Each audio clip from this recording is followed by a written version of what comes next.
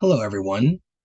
My name is Paul Jarvis, and I want to go over some things that I would advise to the President of the United States if I were in a position to be his academic advisor.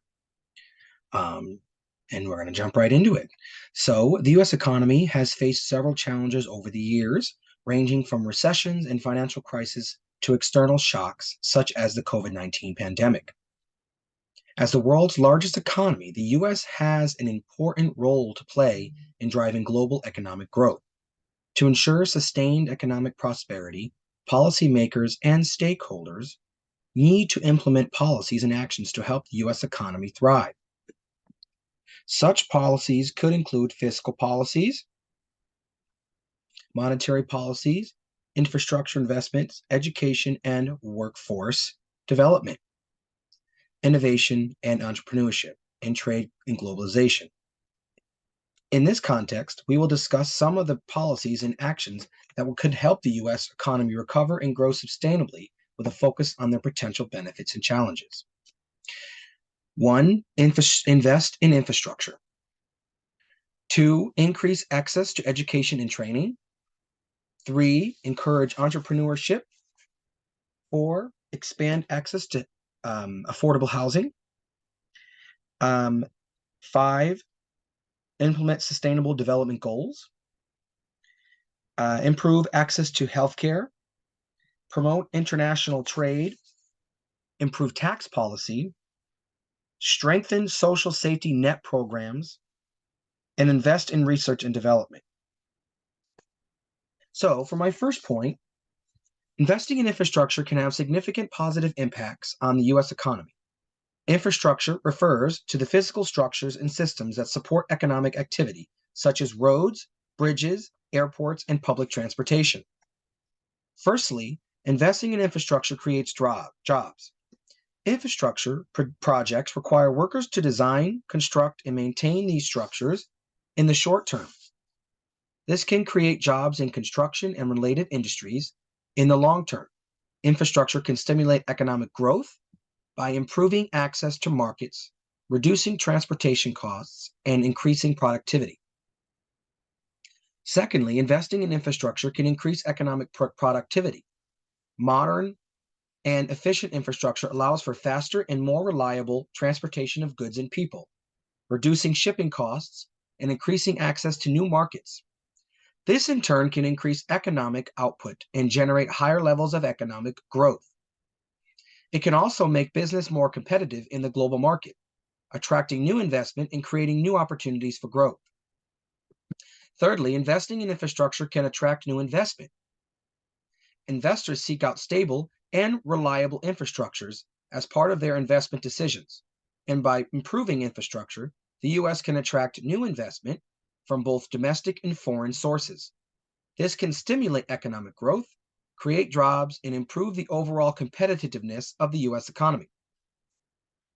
Fourthly, investing in infrastructure can improve the quality of life for citizens. Efficient and reliable infrastructure makes it easier for people to travel to work, school, and other activities, reducing commute times and increasing access to essential services. This can also increase the attractiveness of certain areas for business investment, further boosting economic growth. Overall, investing in infrastructure is essential for long-term growth and competitiveness of the U.S. economy. By creating jobs, increasing productivity, attracting investment, and improving quality of life, infrastructure investment can have significant positive impacts on the economy and the lives of U.S. citizens. Increasing access to education and training can have a significant positive impact on the U.S. economy. Education and training are critical for the development of skilled workforce, which is essential for innovation, productivity, and economic growth. Firstly, education and training can improve the quality and productivity of the U.S. workforce. With advances in technology and changes in the economy, it is important for workers to continuously update their skills and knowledge. By investing in education and training programs, workers can acquire new skills and competencies that are essential for their jobs. This in turn can increase productivity and efficiency, as well as encourage innovation and creativity. Secondly, education and training can attract new investment and industries to the U.S. Employers look for well-educated and skilled workers when deciding where to invest and establish operations. By increasing the level of education and training available to the workforce, the U.S. can attract new investment in industries, which can create new jobs and stimulate economic growth. Thirdly, education and training can promote entrepreneurship and innovation. Education and training programs can provide aspiring entrepreneurs with the knowledge and skills necessary to start and grow successful businesses. This can stimulate innovation, increase competition, and create new economic opportunities. Fourthly, education and training can reduce income inequality and poverty. Education is a key factor in determining an individual's earning potential. And by increasing access to education and training, individuals can increase their earning potential and reduce the risk of poverty. This can also contribute to reducing income inequality and promoting social mobility. Overall, increasing access to education and training is essential for the long-term growth and competitiveness of the U.S. economy. By improving the quality and productivity of the workforce, attracting new investment in industries, promoting entrepreneurship and innovation, and reducing income inequality and poverty, education and training can have significant positive impacts on the economy and the lives of U.S. citizens. My point 3. Encouraging entrepreneurship can have significant and positive impacts on the U.S. economy. Entrepreneurship refers to the process of starting and managing a new business venture, often with the aim of creating something innovative and unique. Firstly, entrepreneurship can create jobs. Small businesses are the largest source of job creation in the United States, and by encouraging entrepreneurship, more jobs can be created, particularly in new and emerging industries. This can lead to lower unemployment rates and greater economic stability. Secondly, entrepreneurship can promote innovation. Entrepreneurs often seek to develop new products, services, or processes that are not currently available in the market. This can lead to new technologies and methods that can improve productivity, increase efficiency, and reduce costs. Innovation can also attract investment and stimulate economic growth. Entrepreneurship can increase competition by creating new business. Entrepreneurs can disrupt existing markets and challenge established companies. This can lead to greater competition, which can result in better products and services for consumers, lower prices, and greater economic efficiency. Entrepreneurship can promote economic diversity. Entrepreneurship can lead to the creation of new industries and business models, which can promote economic diversity and reduce dependence on traditional industries. This can increase economic resilience and stability, particularly during times of economic uncertainty. Overall, encouraging entrepreneurship is essential for the long-term growth and competitiveness of the U.S. economy. By creating jobs, promoting innovation, increasing competition, promoting economic diversity, entrepreneurship can have significant positive impacts on the economy and the lives of all. Point 4. Expanding access to healthcare can have significant positive impacts on the U.S. economy. Healthcare is an essential component of a healthy workforce, and by expanding access to healthcare, individuals can receive necessary medical care and stay healthy, which can have positive economic impacts. Firstly, expanding access to healthcare can increase labor force participation. Individuals who are in good health are more likely to participate in the labor force, which can lead to greater productivity and economic growth. Expanding access to healthcare can help individuals manage chronic conditions and receive preventative care, which can reduce the risk of illness and improve overall health outcomes. Secondly, expanding access to healthcare can reduce healthcare costs. Individuals without access to healthcare often delay seeking medical care, leading to higher healthcare costs in the long term. By expanding access to healthcare, individuals can receive preventative care and early treatment for illness, reducing the need for cost emergency room visits and hospitalization. Expanding access to healthcare can reduce income inequality and poverty. Medical expenses can be a significant burden on individuals and families, particularly those on low incomes. By expanding access to healthcare, individuals can receive necessary medical care without incurring significant financial burden, reducing the risk of poverty and increasing economic stability. Point 5. Implementing Sustainable Development Goals, or SDGs, can have significant positive impacts on the U.S. economy. The SDGs are a set of global goals adopted by the United Nations to promote sustainable development and address global challenges such as poverty, inequality, and climate change. Firstly, implementing SDGs can promote economic growth. Sustainable development promotes resource efficiency, innovation, and new business opportunities, which can create new jobs and stimulate economic growth. In implementing SDGs can also attract new investment and particularly in the areas of renewable energy, sustainable transportation, and green infrastructure. Secondly, implementing SDGs can reduce cost and increase inefficiency. Sustainable development promotes the efficient use of resources and reduction of waste, which can reduce operating costs and increase efficiency for businesses. Implementing SDGs can also reduce healthcare costs as improved environmental conditions can lead to reduced rates of illness and disease. Thirdly, implementing SDGs can improve social well-being. Sustainable development promotes social equality, human rights, and access to education and clean water. This can lead to improved quality of life for individuals, communities, reducing poverty and inequality, increasing social stability. Overall, implementing SDGs is essential for long-term growth and competitiveness in the U.S. economy. By promoting economic growth, reducing costs, and increasing efficiency, improving social well-being, and in promoting international cooperation and diplomacy. Implementing SDGs can have significant positive impacts on the economy and lives of the U.S. citizens.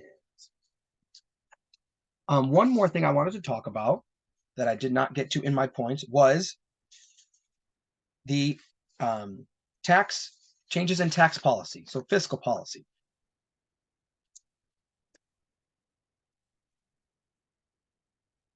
So the only thing that I agree with that should be changed as far as the tax policy goes is that or should be managed in a better way would be the corporate tax rate. So with the corporate tax rate, it basically when you have a lower corporate tax rate, it allows companies that already thrive and operate within the United States to provide more opportunity, to build a more lucrative business, which basically allows for success of all, including at the lowest level of your employees or workforce within that company. So keeping a low corporate tax rate, I think, would be the only thing. I think for the most part, our fiscal policy is managed pretty well, keeping government spending at a diversified rate. So managing government spending, because too much government spending does lead to a significant federal deficit or federal debt, and that is something that would ultimately hurt the U.S. economy. So with all the things I mentioned before, those would be the biggest points that I would raise as economic advisor to the president. See, another thing would be education, access to education and training. So I think for the most part, a lot of states do very well with implementing certain things within the public school sector.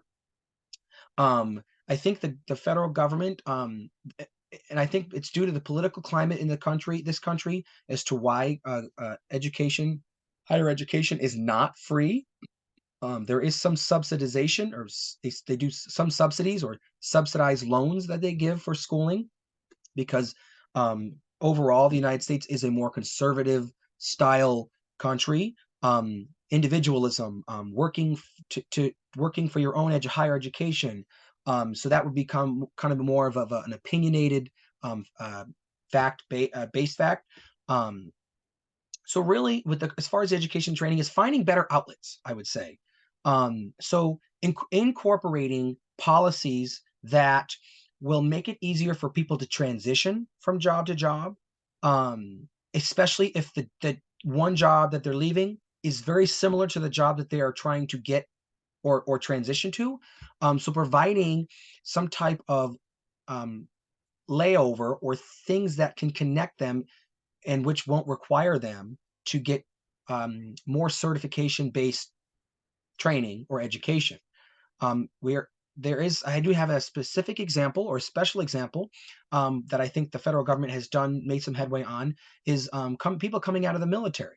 The Joint Service Transcript, JSTs, is something that the government incorporated, Congress incorporated, that allows military personnel to come out and based on the job that they did in the military, for specific jobs, they're allowed to come out and transition right into a job that they did that was related to the job that when they were in the service, if that's what they want to do.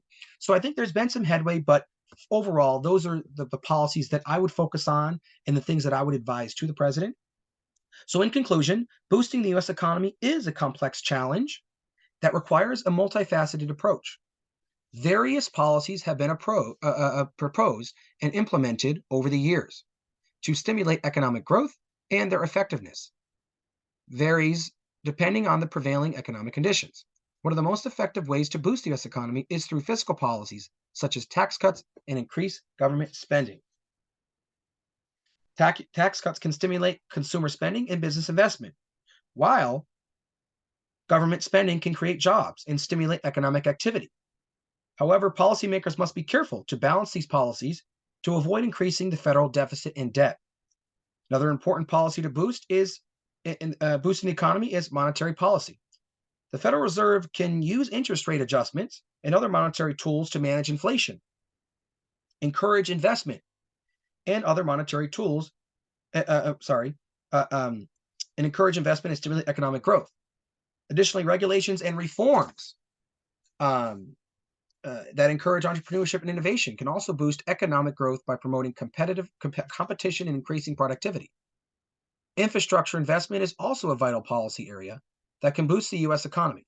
Investing in roads, bridges, airports, and other critical infrastructure can create jobs and increase economic activity while improving the country's competitiveness.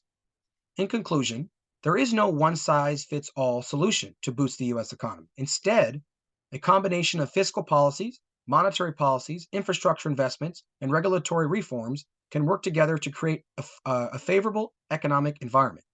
It is essential for policymakers to prioritize policies that promote sustainable economic growth and to strike a balance between short-term stimulus and long-term economic stability. Thank you for watching. I hope you got something out of this video. Thank you so much.